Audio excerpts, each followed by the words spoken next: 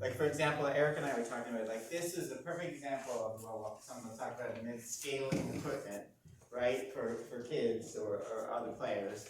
So stuff we're already doing. So what I like to try to do is give coaches a kind of theoretical framework to hang stuff, their ideas they're already using on, and kind of expand on that.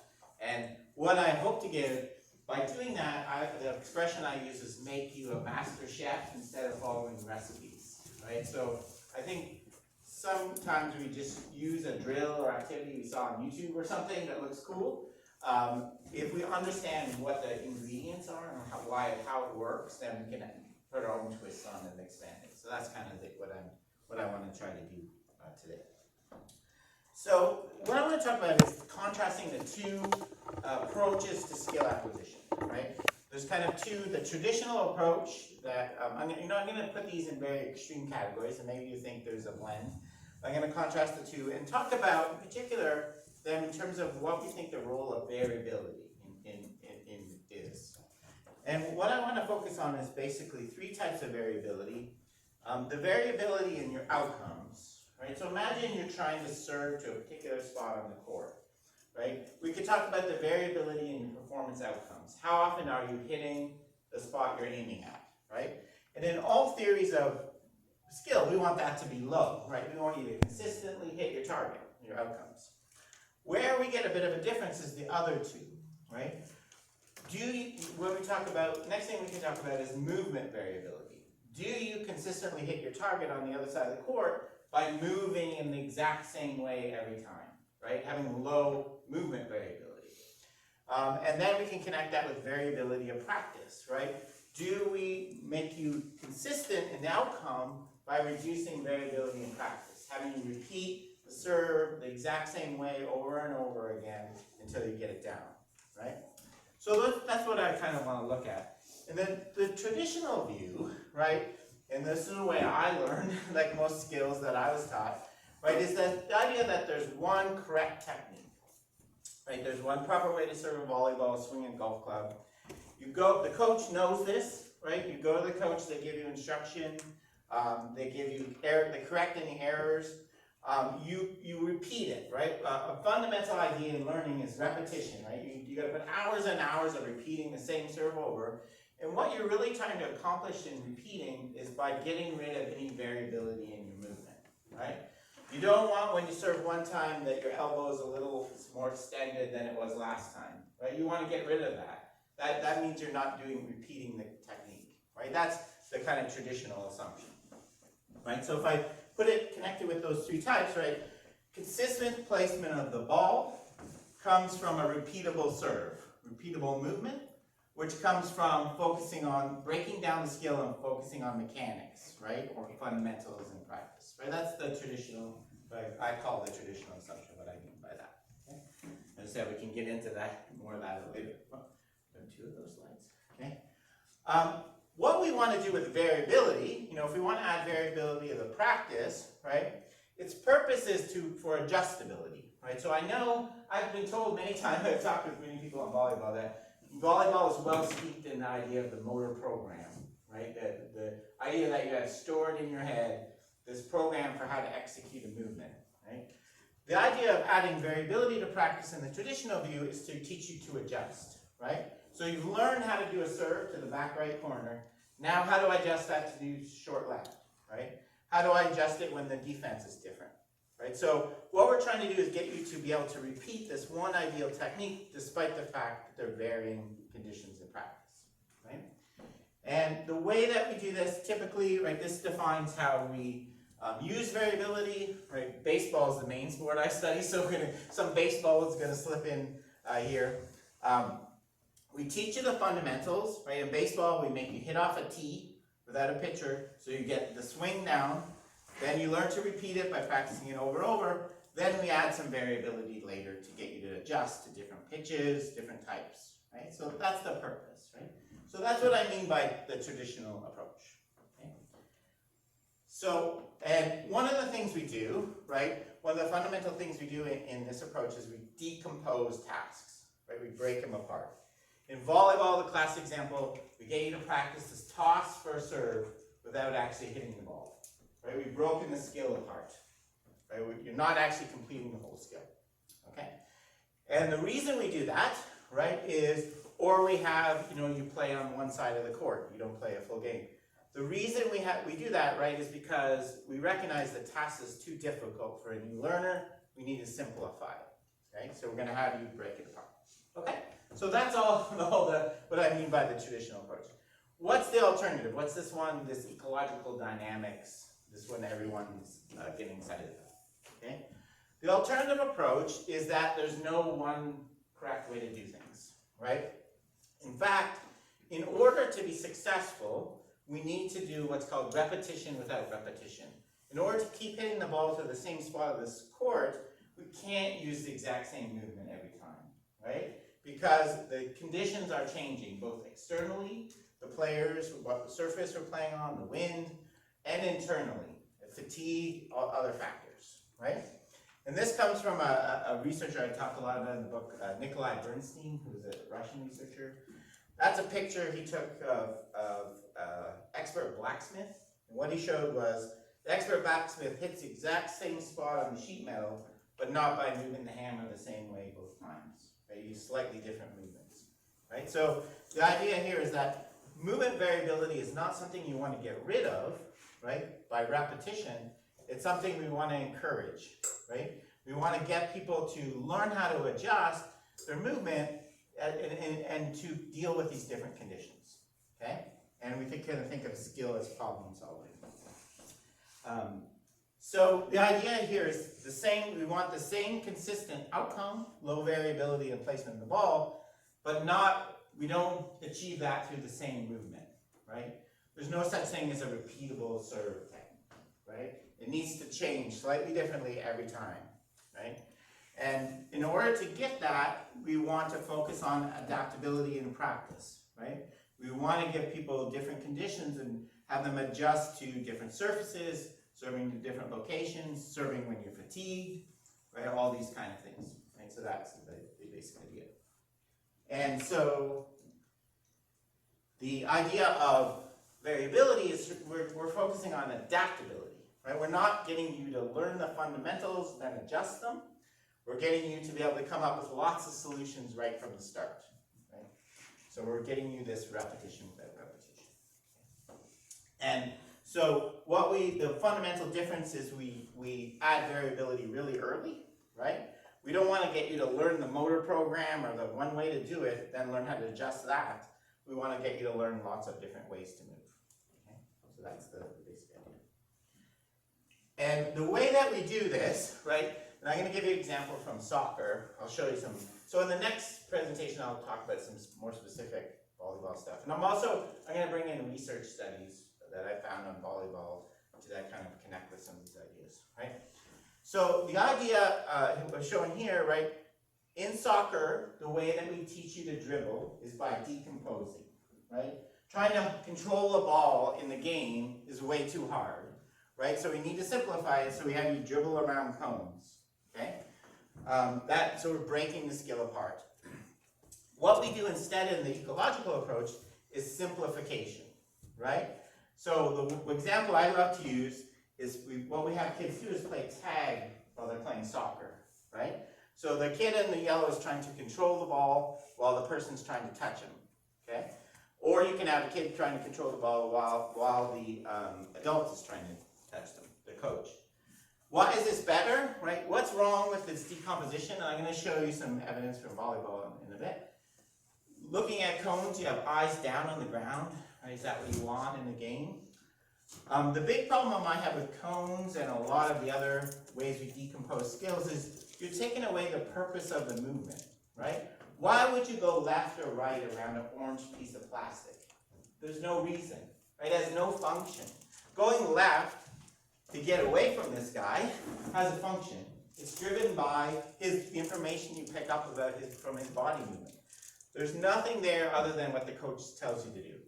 And also, I find a lot of the decomposed things we do are boring as heck, right? They have kids standing in line waiting to go. They're very lacking, right? So that's kind of the different approach. As I mentioned, this is another example of simplification, right? So instead of kids can't, the ball's too big we can't play volleyball, let's just have them pass or hit the ball off the wall. Let's get a game going with a smaller ball or a lower net, right? So we're keeping everything there without breaking it apart. I'll talk a bit about that. Okay, right? So the soccer tag is real agility. That's what it's called. Okay. So that's kind of the two approaches, right? And I will keep my eye on my time. Okay. The two basic approaches, I said I'll connect those to volleyball. But what I wanted to do is talk a little bit more about one more kind of theoretical idea. And that is, again, going back to this person, Bernstein, right?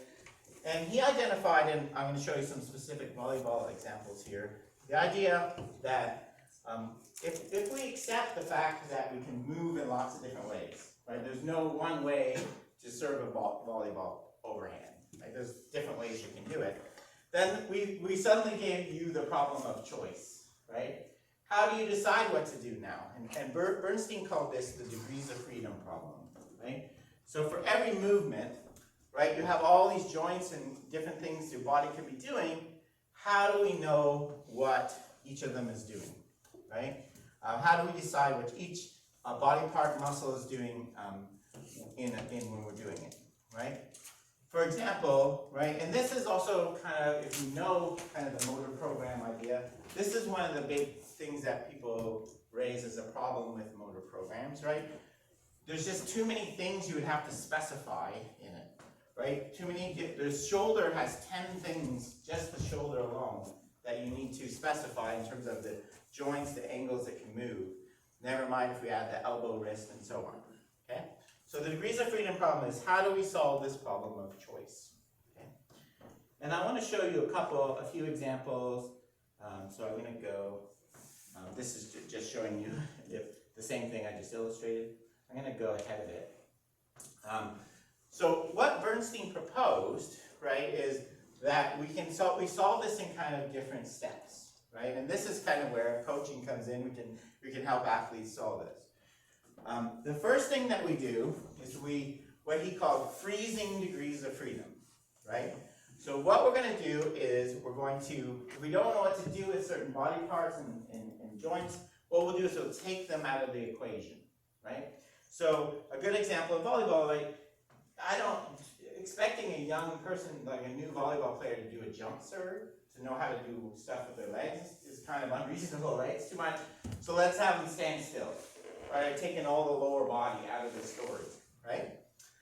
This is also the reason, the two examples I like to give freezing degrees of freedom is dancing and skiing, right? Watch someone that's first learning to dance like they do everything, right? It's all, everything the same. Same with skiing, okay? So freezing is purposely taking something out of the equation. Freeing is putting them back in, and then we'll see the last one. So let me give you some specific volleyball examples, okay? So the first one is we're going to solve the problem of moving by constraining something, taking something away. Okay?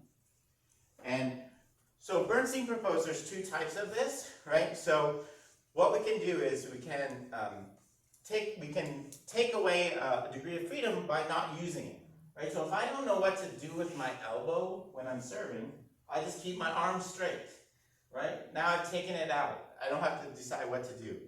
Okay, so that's one type of freezing, right? So I've if I illustrate this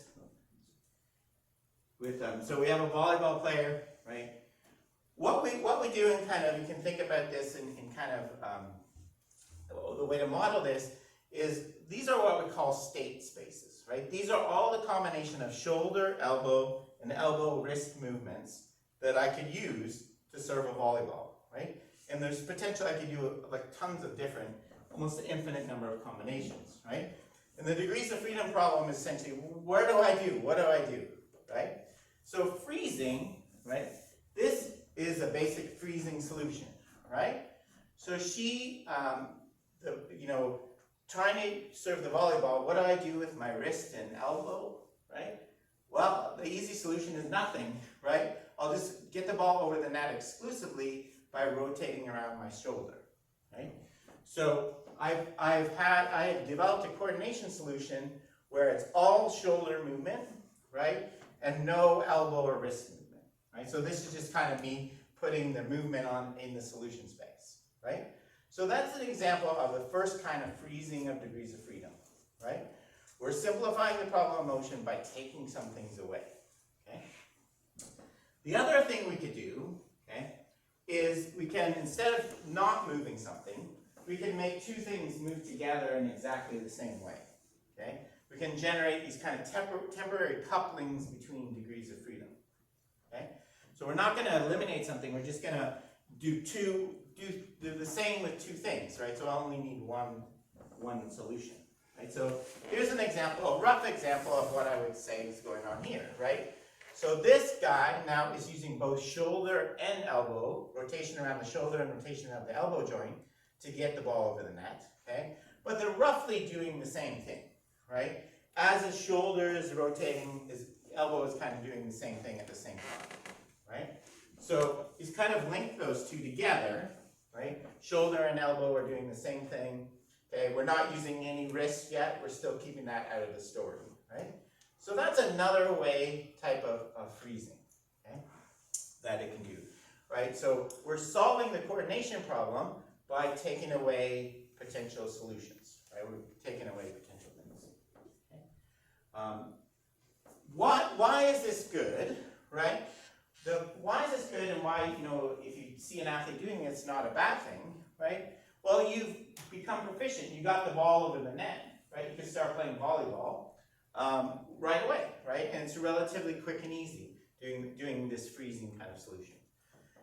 The cons of it, though, is you can't really stay there, right? Obviously, right? You can't stay at these solutions because they're not optimal, right? They're not optimal for several reasons, right? We're not taking full advantage of the external forces, right? When we're locking things, parts of our body, we're kind of disrupting the kinetic chain, like the movement of force from the ground up to our body, okay?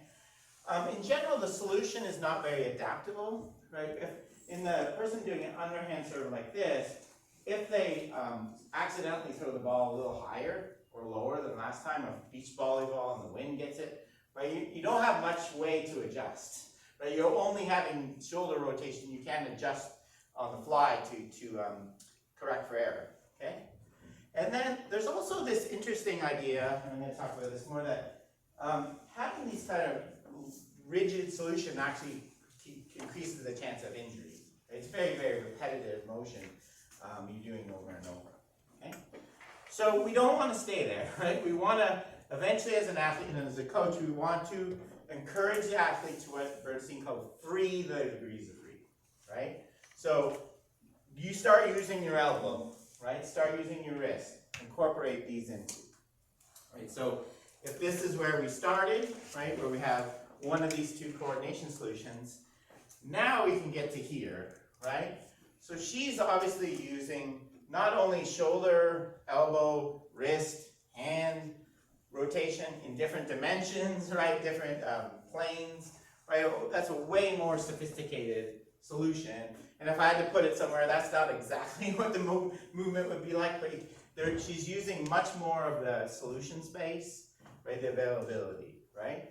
So that's hard. So we're getting a much more sophisticated solution. That's going to be probably much more powerful. You can put spin on the ball. You can adjust better, right? So we've kind of gone from just getting the ball over the net to something much higher level, right? The problem is, now we've kind of created the problem of control again, okay? So the last kind of stage, okay, and that we got, so we've gone from freezing, where we take stuff away, freeing, where we bring it back in, to kind of optimizing, right? And this where, in the ecological approach, we bring in the idea of something called a coordinated structure. Okay? So imagine, so we want to do a serve like this, right? Look at all the degrees of freedom in that serve, right? There's so many angles and joint angles doing things, right? How do we know how to control it, right? And this is where another idea, the fundamental to the ecological approach comes in. You may have heard this term before, called self-organization, right? So what we kind of the idea within the ecological approach is that we don't achieve that by telling all our body parts exactly what to do, right? Either whether it's a motor program or top down from our brain, what happens is they adjust on the fly. Our body works, the example we kind of give it always is like a flock of birds, right? It's getting organized on its own without us specifying exactly what each body part is doing. Okay, so let me show you what we mean by that and how we can do that. Okay? So the traditional view, as I said, is a motor program where in our brain we have stored kind of this program or this kind of memory structure, kind of this is the idea of Richard Smith's kind of schema theory. The idea that we have in our memory this program for how to do a jump, serve, and volleyball, right? And in it, it specifies exactly what each joint and angle muscle should be doing, right? And we use it to recreate a repeatable swing, okay? So that's kind of the one view, right? And as I said, that's kind of problematic for a few reasons. One is it's just so many different things for you to specify, right, in the movement. So what's the alternative, right? The alternative is to kind of constrain the system, but let it self-organize on its own, right? So I'll go through kind of this step. So when I throw a volleyball up in the air, right, it starts falling back to me. Its angle, its size on my eye is going to increase as it's falling back down, right? This increase in size is something called, in research we call tau, right? It's a cue to when the ball is going to hit me, okay? At the same time, right, I have information from my proprioception, my internal senses, my body senses, which tells me how fast my hand is going, right? So this optical visual information is telling me how quickly the ball is falling, when it's going to hit me. The proprioceptive internal information is telling how quickly my hand is getting there, right? And so in order to hit the ball, right, and time it, I really need the rate of change, that's what the dots mean, the rate of change of the ball's visual information to be equal to the rate of change of my hand motion, right? So I want them to close the gap at the same time, right, so they reach the ball, right? And so the idea here is, if I want to achieve this, right, if I can use combinations of shoulder, elbow, and wrist, right, so that I equal to the closure, so I can link my body movement to the information from my perception, right, the ball's increase, right?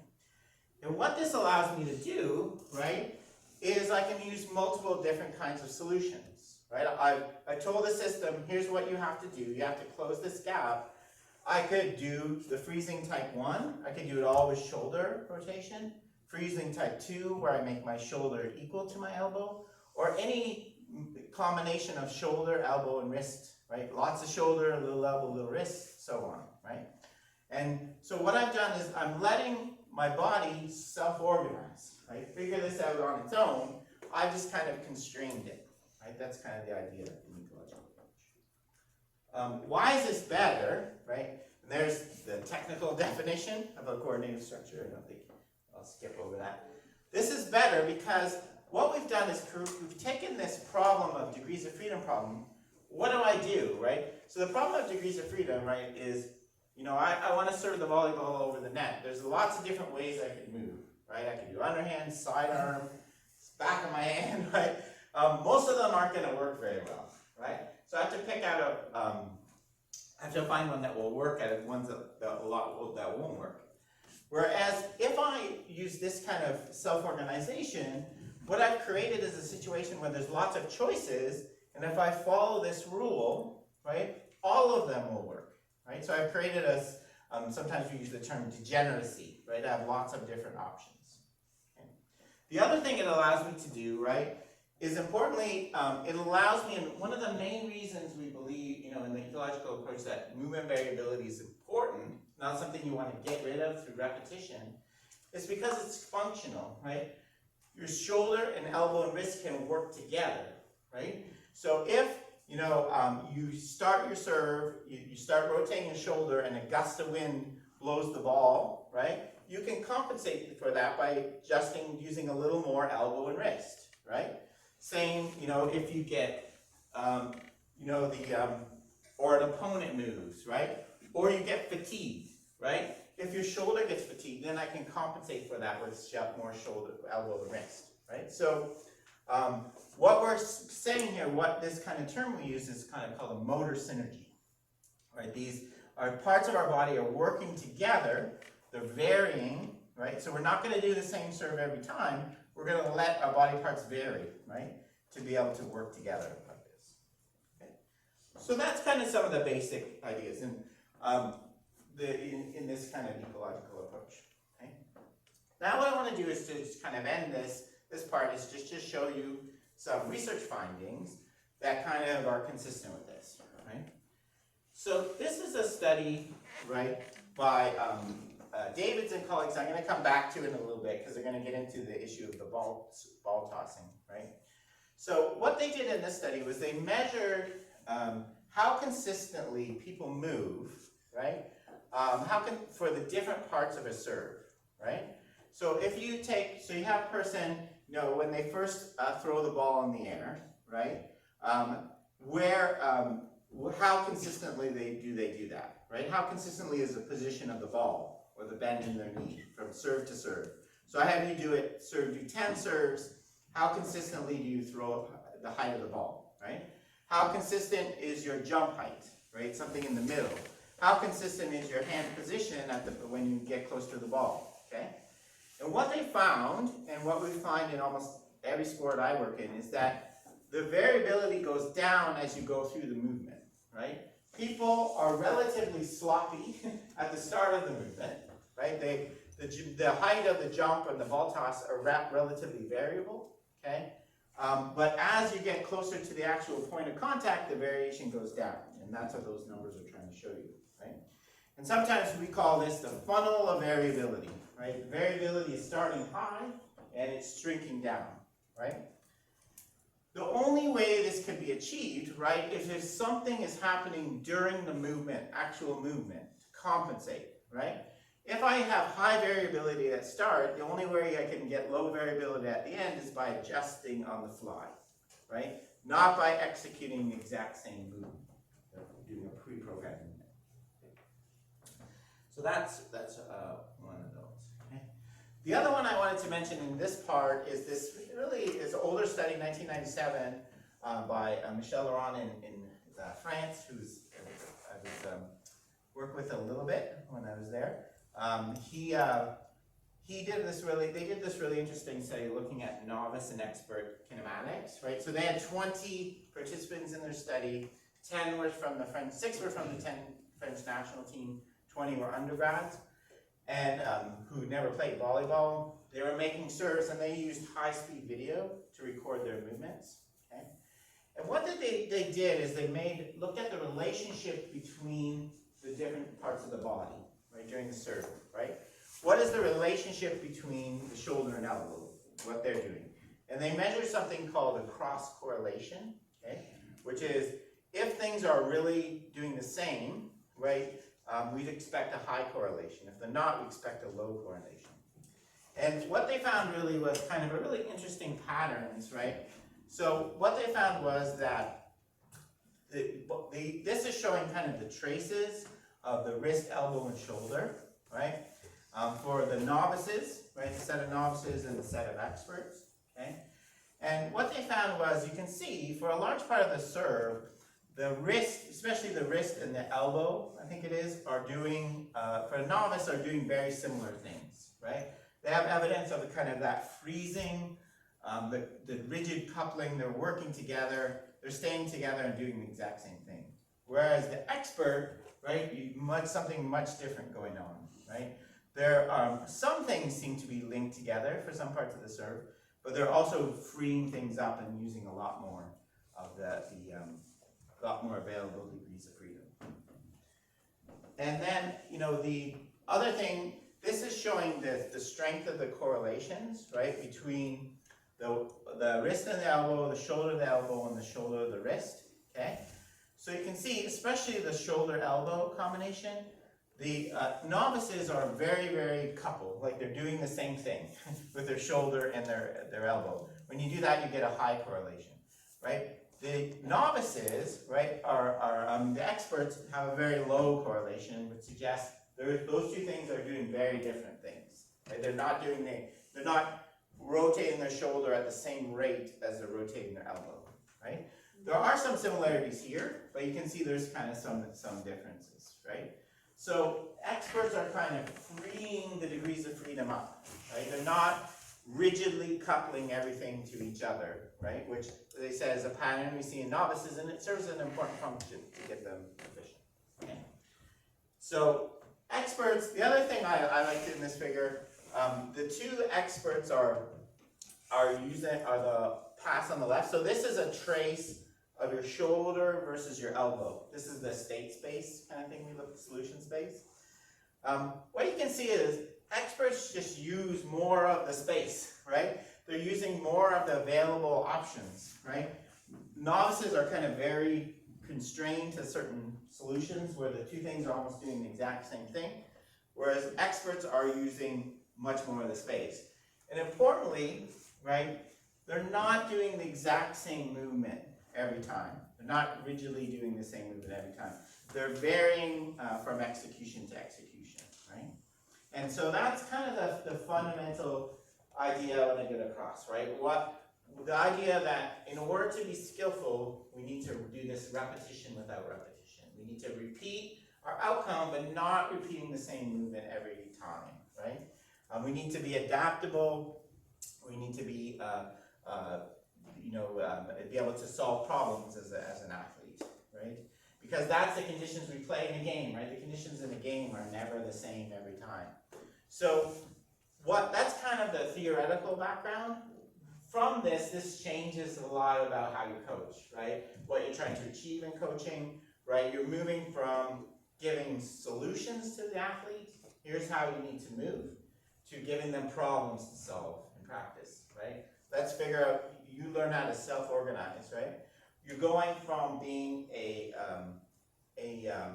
instructor, here you come, I'll give you the answer, to more of a designer and a guide, right? Here's a practice conditions I've created for you to figure out, right? So it's kind of an extreme adjustment. So what I want to do, I think I'll just leave it there, kind of that set the theory. The second, and open to questions if anyone has, or it'll break. And then the next one we'll get into specifics of practice design, right? And I'll show you some more research that's looked at different ways of implementing these ideas. Again, specifically in volleyball, but I'll bring in a couple, maybe some other sports, and we'll look at how we can actually do this. Okay. Thank you. Rob, what's the pushback been from traditional coaches to this? Yeah, it's a great question. So there is, I recognize the one thing, I like these ideas of like self-organization and adaptability, but I want to do the fundamentals first, right? That's kind of one resistance. And what I try to encourage is not jump. You don't have to completely buy this and get rid of everything you're doing. Just kind of adding some of the elements to it, what you're doing. But yeah, I've been told, like the teams I've worked with, people have told me there's some pushback from parents, right?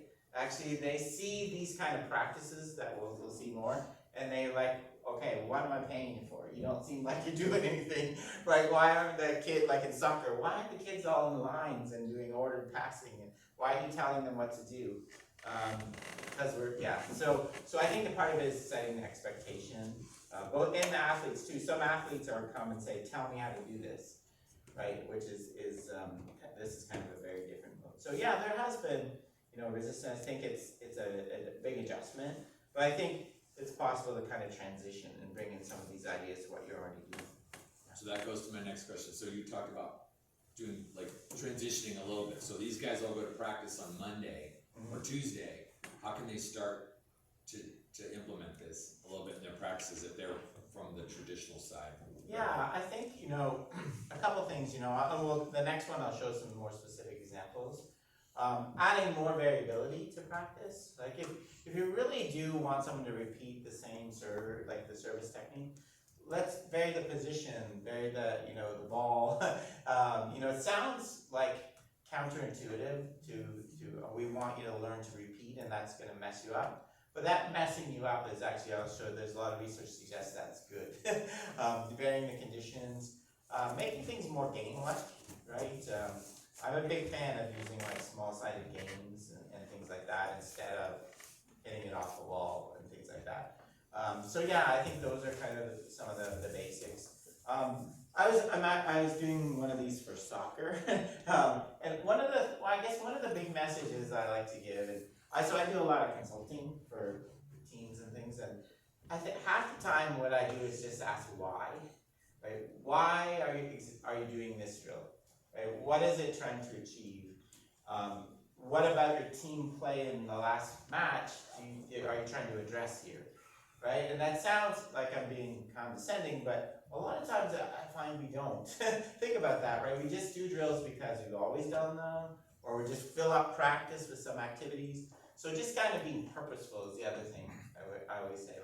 Like think about what, and kind of the thing that goes with that is kind of thinking about periodizing skill training like we do physical training. Like not all practices should be really crazy and trying to develop skills. Some should be about developing confidence, like having things a bit easier, a bit less variable. Right? So those kind of ideas. So I found it interesting that you did serving, because in Schmidt's schema theory, he would have called that a closed motor program, versus everything else we do in our sport is pretty chaotic and open. Yes. Underneath that term. Yeah. When we work with the U.S. archers and people like that, even gymnasts, where the balance beam and the program is completely in my control, and I'm not reading the beam, it's locked in and variations, or the target is there. Using the term variability, I think Schmidt would have said random training or whatever. We see advances in archery when they do what you just spoke of, that they vary the distance, they change where they're even aiming on the target, even though their gold medal goal is to hit the damn yellow dot 500 times out of 500 or whatever. I see that in serving, yet our American servers kind of scare me at how many times they miss. Is there anything in the stuff you've seen that can help these guys reduce the amount of errors of the outcome in the court versus into the net or out of bounds, from what the research says about, whether it's the shoulder, elbow, wrist variability or whatever? Because serving really makes a difference at the young level.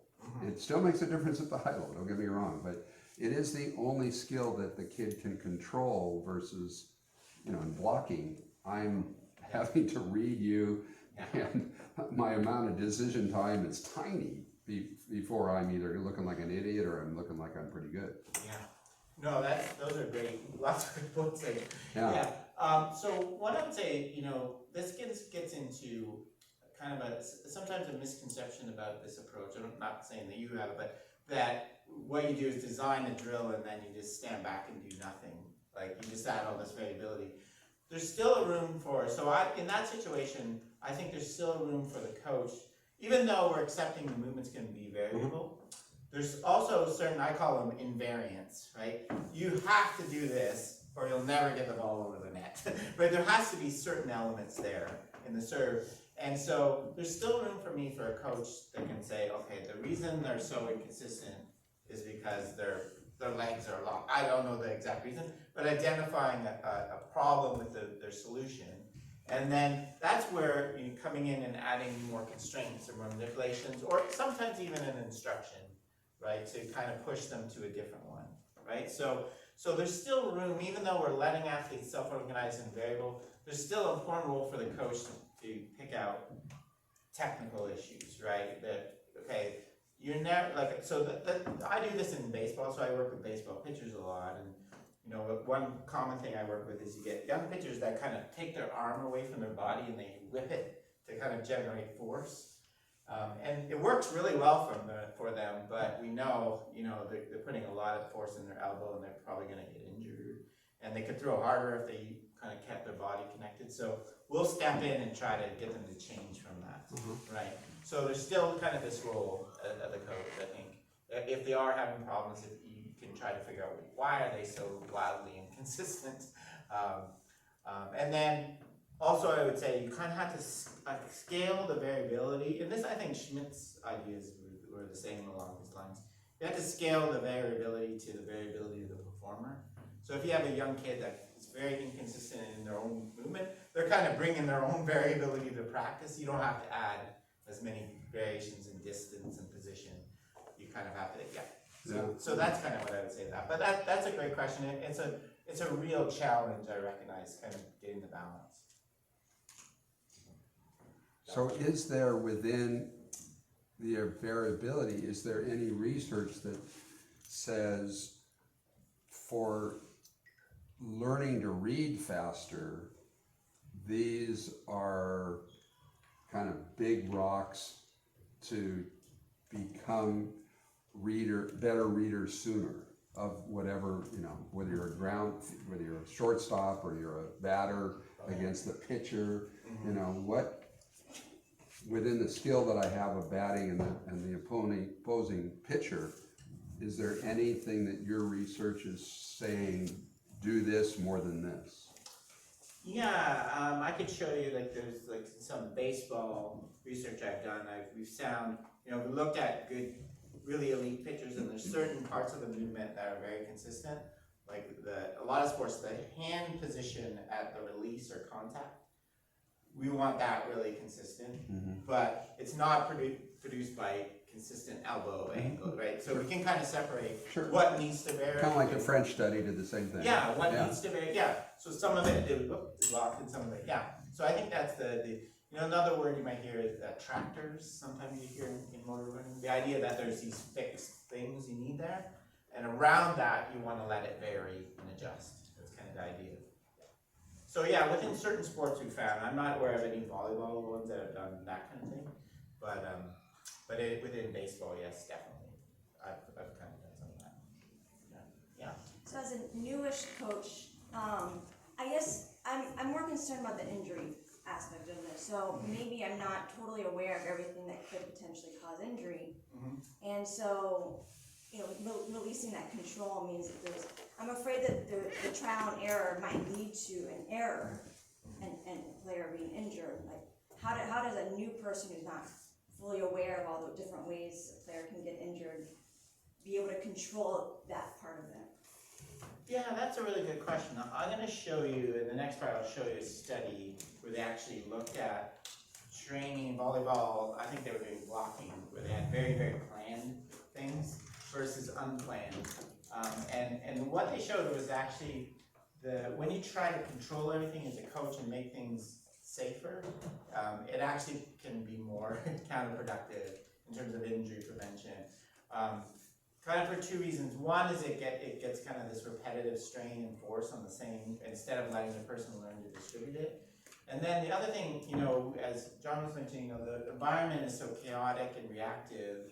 You have to give people the opportunity to adjust to it. But I see what you're saying. You know, how do I know that this technique is going to lead to a shoulder injury and letting them go? Yeah, that's a good question. I think. You know, I think if you let it, I think you just kind of have to let it evolve and then later on kind of address that. I think, you know, in general, people have your body has good protective mechanisms. It's almost the opposite effect I find. Your body kind of constrains itself too much, trying to prevent from getting hurt. And I kind of have to go through that. So yeah, that's a really good question. But I recognize, Well, looking at serving, for example, okay, let's say we go back to our gyms on Monday, and before we used to say, here's a serve, and here's how I want you to look like this clip, right? And here's how you should be serving, and anything out of that box, out of that lane, is wrong, right? So now I'll go back to my gym and say, okay, do whatever you want. Let's find what's outside of this box here. Let's find your, let's explore your freedom of movement a little bit more. How can I introduce that to the players without them, going like, that coach, he lost it. Okay, he's going crazy right now because like last week he was like, no, do this, and now he's like, do whatever you want. Yeah, no, that's a great question, and, I think the key is like, so, one of the key, you can still, like, demonstration is still a great methodology within this approach, right? But you wanna do demonstration without, look, my elbow is doing this, my shoulder, so when you just demonstrate to people, they pick up kind of things I find and incorporate more in their own pattern. So I think there's still room for demonstration, just taking out, and also, I don't know how much you guys have come across, like the internal, external focus kind of the instruction. So a lot of the coaches' instruction we tend to focus on what your body's doing. You're bending your knee too much, but a simple way to kind of let that exploration go is just, can I change the language I'm using to get away from talking about the body? Like, I want you to push off from the ground. I want you to focus on the blocker. So you're getting people to focus their attention outwards. That kind of stuff just seems to is a good way without telling them, yeah, you're allowed to do anything you want. Yeah. Although craving, there is a room for, let's see how many different ways you can get the ball over the net in a weird way. Like what John was talking about with the archers, trying to deliberately do things wrong, right, is counterintuitively it's very useful. Like you're learning about the relationship between your movement and an outcome, right? So you're learning about the space, even though, so learning, like example I like to give, going to a basketball practice and learning to deliberately shoot a free throw so it bounced off the back rim and came back to you, which obviously is something you don't ever want. That would be very useful, right? You're learning how to control your movement to produce an outcome. It would paradoxically help you produce the ball getting right in the center of the thing, right? So I think they're, having kind of a fun thing in practice. Let's see how many crazy ways we can, but you're right, you don't want to go too far with that. Thank you. You're welcome. Why is Steve Curry so good at shooting three-point shots? Great question. So this was there's actually an interesting thing about this that came up a few weeks ago on social media, because he posted a thing where he was doing the exact same shot over and over. So he's in the corner in the spot, someone passing it, and everyone was like, look, this is the evidence that repetition, he's good because he repeats the same thing over and over. He came out actually a little while later in an article, and he says, no, that's what I do before a game to kind of just get my confidence. He said, when I practice, I'm all over the court. Stephen Curry actually does a thing where he shoots for a while, then he does a bunch of wing sprints, then he shoots some more, right? So he's adapting to fatigue. And now I don't know if you've seen him, he takes it a bit farther than I would, but he does these dribbling with two balls. Well, there's the shutter glass. He does all these. So he looks like he's using a lot of variability to me. I would say, he's good at kind of being able to repeat that, getting the release under all these different conditions, right?